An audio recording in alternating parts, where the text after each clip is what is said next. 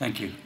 I decided after hearing the speaker before me, I will certainly apply for a course in stand-up comedy.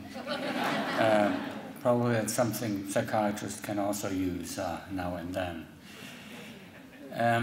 The topic I want to talk to you about is the main driving force for me in doing all the academic work and the research I'm involved in. And that is actually compassion. And I picked up this topic because looking at some developments here in Vancouver, more and more people think that probably coercion and mandated care and other kinds of forced treatment could be a solution. And I think it's just the other way around. I think we really need to consider and think about what is the most appropriate way to deal with people with a lot of trouble. Next slide, please.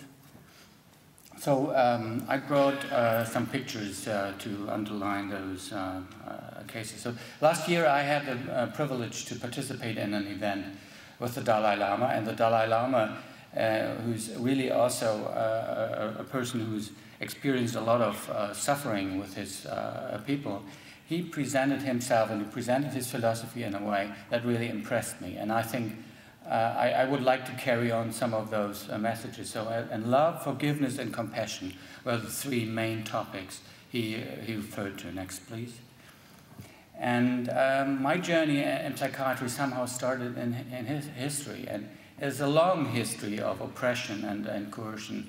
At least the mentally ill were liberated from the chains only in the late 1795 and so where are we 225 years after that? Next slide, please.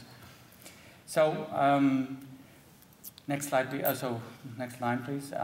So we have nearly 3,000 untreated or undertreated people with psychosis in the downtown east side. Next line, please. Yeah, nearly.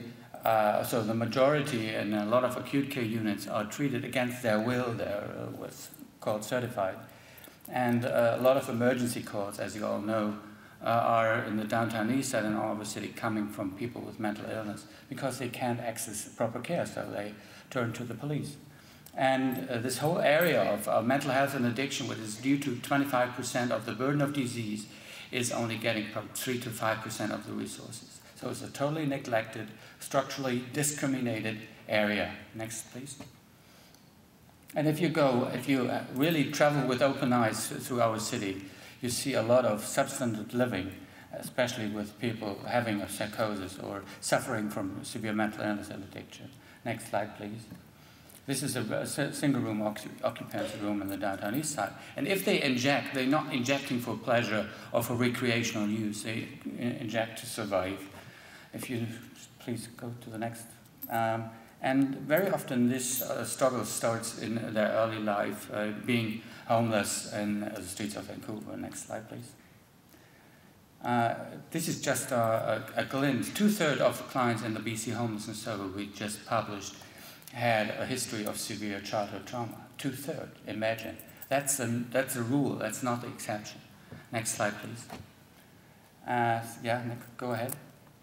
And if you look into the details, very often it's combined with suffering also in other areas. So it's not so funny to hear voices.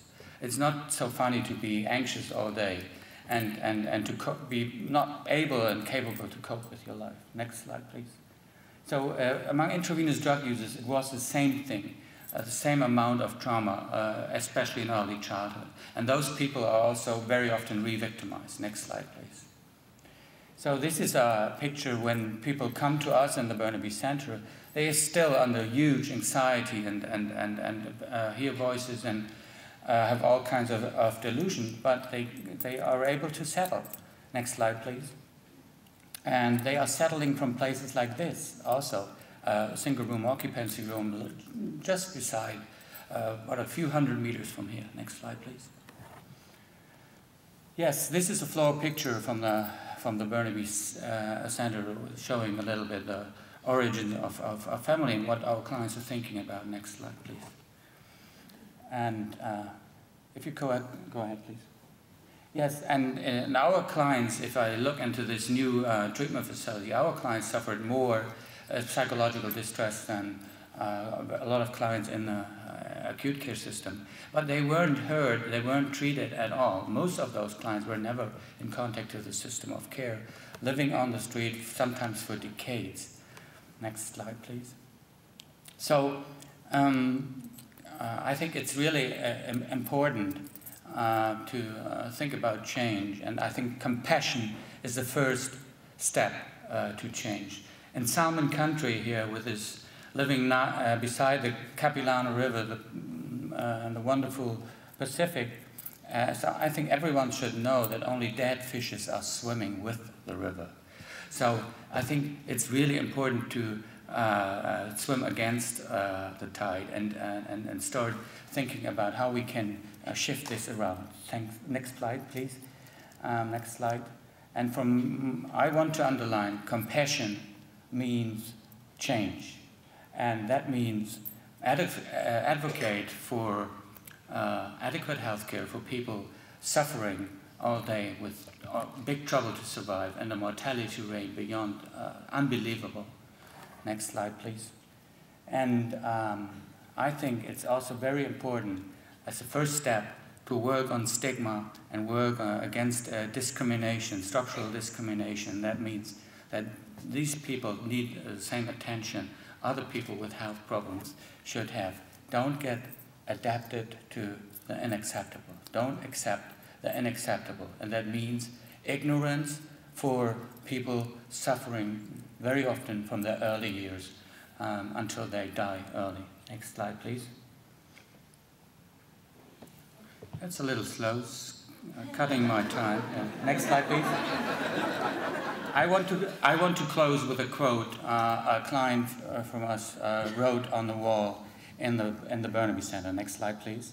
And this is a famous Janis Joplin quote. Yes. Don't compromise yourself. You are all your gut. Janis Joplin. That's what we should do. Thank you very much for your interest.